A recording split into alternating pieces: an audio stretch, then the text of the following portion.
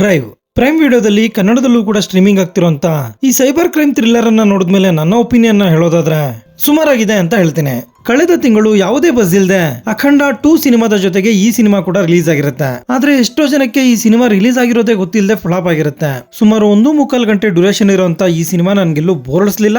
ನೋಡ್ತಿರೋಷ್ಟೊತ್ತು time pass ಅಂತೂ ಆಯ್ತು. ಇದರ ಪ್ಲಾಟ್ ವಿಷಯಕ್ಕೆ ಬರೋದಾದ್ರೆ ಜೈ ರೆಡ್ಡಿ ಅನ್ನೋ ಒಬ್ಬ ಮೀಡಿಯಾ ಟೈಕೂನ್ ನ ಟಾರ್ಗೆಟ್ ಮಾಡಿ ಒಬ್ಬ ಹ್ಯಾಕರ್ ಇವನಿಗೆ ಸಂಬಂಧಿಸಿದ ಎಲ್ಲಾ ಡಿಜಿಟಲ್ ಡಿವೈಸಸ್ ನ ಹ್ಯಾಕ್ ಮಾಡ್ತಾನೆ. ಅಷ್ಟೇ ಅಲ್ಲದೆ ಇವನಿಗೆ ಯಾರೆಲ್ಲ ಹತ್ರದವ್ರು ಇರ್ತಾರೆ ಅವ್ರ ಮೇಲೆ ರಿವೆಂಜ್ ಕೂಡ ತಗೊಳ್ತಿರ್ತಾನೆ. ಈ ಹ್ಯಾಕರ್ ಇವನನ್ನೇ ಟಾರ್ಗೆಟ್ ಮಾಡೋದಕ್ಕೆ ಕಾರಣ ಏನು, ಕೊನೆಗೆ ಇದರ ಮುಕ್ತಾಯ ಹೇಗಾಗುತ್ತೆ ಅನ್ನೋದೇ ಇದರ ಸ್ಟೋರಿ. ಒಟ್ಟಾರೆ ಹೇಳೋದಾದ್ರೆ ಇದೊಂದು ರಿವೆಂಜ್ ಡ್ರಾಮಾ. ಸಿನಿಮಾದಲ್ಲಿ ಲಾಜಿಕ್ ಇಲ್ದಿರುವಂತ ದೃಶ್ಯಗಳು ಸಾಕಷ್ಟಿವೆ. ನಿರ್ದೇಶಕರು ಕರೆಕ್ಟ್ ಆದ ಕ್ಲೈಮ್ಯಾಕ್ಸ್ ನ ಕೂಡ ಕೊಟ್ಟಿಲ್ಲ. ಎಂಡಿಂಗ್ ಅಲ್ಲಿ ಇದಕ್ಕೆ ಪಾರ್ಟ್ 2 ಕೂಡ ಇದೆ ಅಂತ ತೋರಿಸಿದ್ದಾರೆ.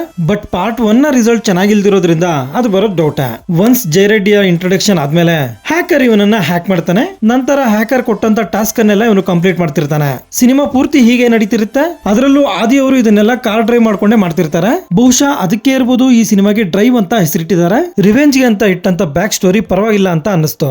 ಬಿಜಿಎಂ ಈ ಸಿನಿಮಾನ ಕಾಪಾಡಿದೆ. ಈ ಚಿತ್ರದ ಚಿತ್ರೀಕರಣ ಬಹುತೇಕ ಯುರೋಪ್ ನಲ್ಲೇ ನಡೆದಿದೆ. ಅಲ್ಲಿನ ಲೊಕೇಶನ್ಸ್ ಅನ್ನ ತುಂಬಾ ಚೆನ್ನಾಗಿ ಸೆರೆ ಹಿಡಿದಿದ್ದಾರೆ ಸಿನಿಮಾಟೋಗ್ರಾಫರ್. ನಿರ್ದೇಶಕರಿಂದ ಒಳ್ಳೆ ಪ್ರಯತ್ನ ಅಂತ ಹೇಳ್ಬೋದು. ಬಟ್ ಇಲ್ಲಿ ಲಾಜಿಕ್ ಇದ್ದಿದ್ರೆ ಸಿನಿಮಾ ಇನ್ನೊಂದ್ ಸ್ವಲ್ಪ ಚೆನ್ನಾಗಿರೋದು. ಮೂವಿಲಿ ಯಾವುದೇ ರೀತಿಯ ಅಡಲ್ಟ್ ಕಂಟೆಂಟ್ ಇಲ್ಲ. ಆರಾಮಾಗಿ ಫ್ಯಾಮಿಲಿ ಜೊತೆ ನೋಡಬಹುದು. ನೀವೇನಾದ್ರೂ ಸೈಬರ್ ಥ್ರಿಲ್ಲರ್ ಗಳನ್ನ ಇಷ್ಟಪಡೋರಾದ್ರೆ ಈ ಸಿನಿಮಾನ ಒಂದ್ಸಲ ಟ್ರೈ ಮಾಡಬಹುದು. ಇದಾಗಿರುತ್ತೆ ಡ್ರೈವ್ ಸಿನಿಮಾದ ಬಗೆಗಿನ ನನ್ನ ಒಂದು ಒಪಿನಿಯನ್. ಈ ವಿಡಿಯೋ ನಿಮ್ಗೆ ಇಷ್ಟ ಆಗಿದ್ರೆ ಒಂದು ಲೈಕ್ ಕೊಟ್ಟು ನನ್ನ ಚಾನೆಲ್ ನ ಸಬ್ಸ್ಕ್ರೈಬ್ ಮಾಡ್ಕೊಳ್ಳಿ. Thank you.